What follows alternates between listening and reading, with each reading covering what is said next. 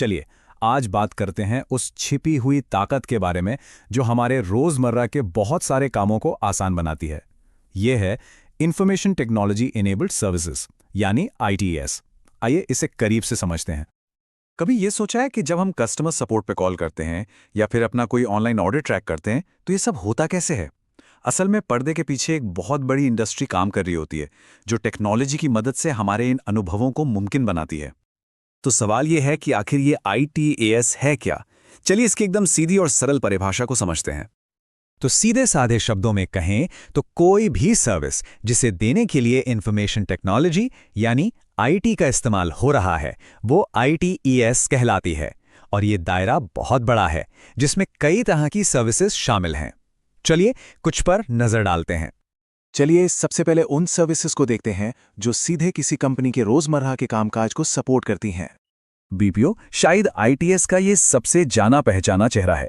जरा सोचिए, जब भी कोई कंपनी अपने कस्टमर्स से जुड़ना चाहती है, चाहे वो कस्टमर केयर के जरिए हो, सेल्स कॉल्स के जरिए हो या फिर बिलिंग संभालने का काम हो, तो वो अक्सर BPO सर्विसेज का ही इस्तेमाल करती है। लेकिन ITS सिर्फ बाहरी ग्राहकों तक ही सीमित नहीं है, ये कंपनियों के अंदरूनी कामकाज को भी स्मूथ बनाता है। जैसे HR डिपार्टमेंट के लिए सही लोगों को हायर करना और उनकी सैलरी मैनेज करना, या फिर फाइनेंस टीम के लिए कंपनी का पूरा हिसाब किताब और टैक्स का काम संभालना। और जब भी कोई ऑनलाइन कुछ खरीदता है तो जिस पल ऑर्डर प्लेस होता है उससे लेकर सामान की डिलीवरी तक और बाद में किसी भी शिकायत को सुलझाने तक हर कदम पर ITES का ही हाथ होता है। ये ई-कॉमर्स की रीढ़ की हड्डी की तरह है।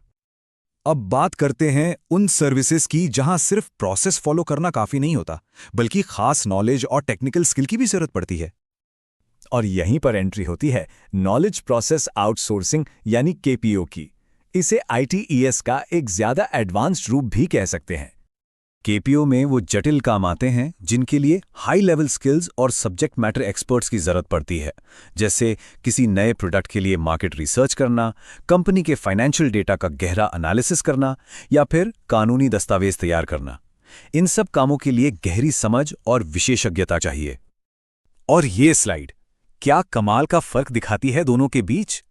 BPO का फोकस होता है किसी तय प्रक्रिया को बार बार और कुशलता से करने पर, जबकि KPO का फोकस होता है ज्ञान और विशेषज्ञता का इस्तेमाल करके किसी प्रॉब्लम को सॉल्व करने पर।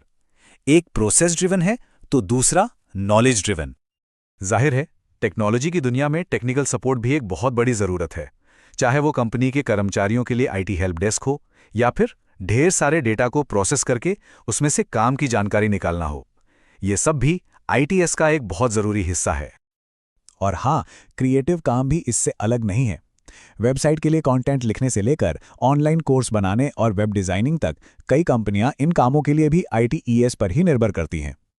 तो हमने ये तो देख लिया कि ITS में क्या क्या आता है, पर अब आते हैं सबसे बड़े सवाल पर कि इसका असली मकसद क्या है। ये सवाल दिमाग में आ सकता है कि भाई कंपनियां ये सारा काम जैसे कस्टमर सर्विस या अकाउंटिंग खुद क्यों नहीं कर लेती, किसी और को क्यों देती हैं? और जवाब ही ITES का पूरा सार है। देखिए, हर कंपनी का एक मुख्य काम होता है जिसे कोर बिजनेस कहते हैं, जिसमें वो माहिर होती है।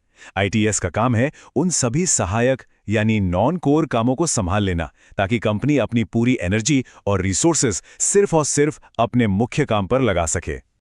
तो इसे एक सिंपल सी स्ट्रैटेजी की तरह देखा जा सकता है। एक कंपनी पहले ये पहचानती है कि उसका मुख्य काम क्या है और सहायक काम क्या है।